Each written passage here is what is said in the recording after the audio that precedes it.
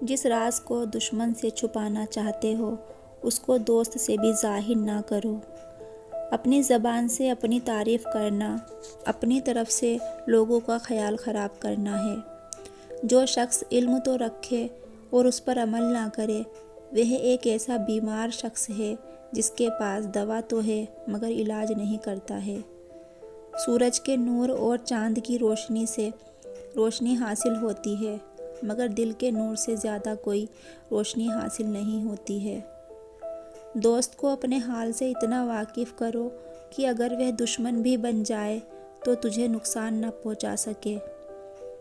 دنیا میں سب سے مشکل کام اپنی اصلاح کرنا ہے اور سب سے آسان کام دوسروں پر نکتہ چینی ہے۔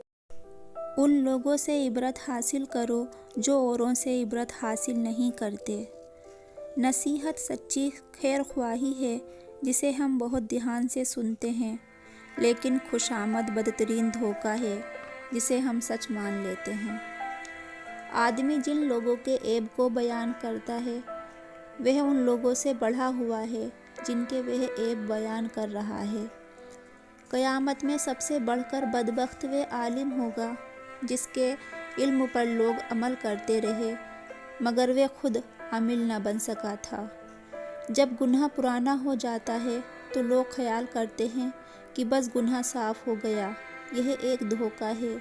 لہٰذا اگر گناہ پرانا بھی ہو جائے تو استغفار سے غافل نہ ہو، کیونکہ گناہ کا تجھے یقین ہے مگر مغفرت کا یقین نہیں۔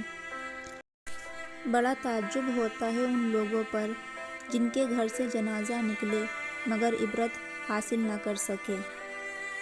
جاہلوں کی صحبت سے پرہیز کرو، کہیں ایسا نہ ہو کہ وہ تم کو بھی اپنے جیسا بنا لیں۔ دوستو، اگر آپ کو ہماری ویڈیو اچھی لگی ہو تو پلیز لائک کریں اور ہمارے چینل کو سبسکرائب کریں۔ دعاؤں میں یاد رکھیں۔ اللہ حافظ۔